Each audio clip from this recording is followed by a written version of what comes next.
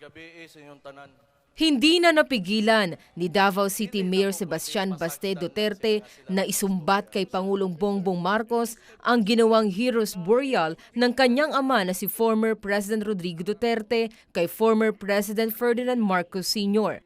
Puro pasalig. Naging emosyonal ang nakababatang Duterte sa gitna ng balitang nasa Pilipinas at nagsasagawa na ng investigasyon ang ilang miyembro ng International Criminal Court o ICC kaugnay ng umano'y extrajudicial killings ng Duterte drug war.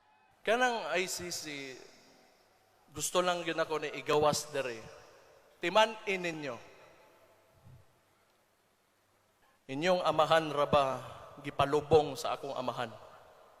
Kana na lang gyud unta. Pero wa gyud ninyo. O na ako kani personal man gyud eh. Mawad-an gyud kog respeto ninyo. Sa ginanap na One Nation, One Opposition prayer rally, sinabi ni Mayor Baste na gustong ipakulong ng kasalukuyang administrasyon ang kanyang ama kaya hinayaan daw nitong makapasok ang ICC sa bansa.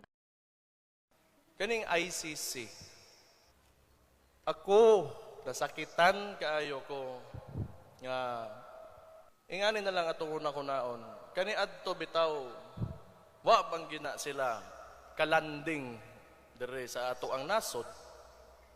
Unya karon napulihan ang administrasyon, kalit nga naa na. Kana manggong, gusto nila presohon akong amahan. Bilang anak ay nasasaktan umano siya sa ginagawa ng Marcos administration sa kanyang ama. Ni hindi niya madalas makita ang kanyang ama dahil sa subsob ito sa kanyang trabaho na makapaghatid ng magandang kinabukasan, hindi lamang sa Davao City kundi sa buong bansa noong naging presidente ito ng Pilipinas. Nganong kana pamangyod? Kabalo mo ngano nga nasakitan kaayo ko. Nagdako ko nga nagtan-aw ani ni former President Rodrigo Roa Duterte. Wa na gibuhat panagsalang magstorya, panagsalang nako makit-an. Kingano man nagsigi ra siya gukod sa iyang damgo nga matagaan niya nindot na kaugmaon, dili lang ang Davao na himos ang presidente, kundi ang tibuok Pilipinas. Samantala, mayroong iniwang paalala si Mayor Duterte kay Pangulong Marcos. Anya, posible ikonsidera pa ng Pangulo ang kanyang mga aksyon sakaling mabalikan nito ang alaala ng sinapit ng kanyang pamilya noong 1986. Just a simple message sa ato ang Pangulo. From now on, before you go to bed, think of the Romanovs. Think of Benito Mussolini and his wife.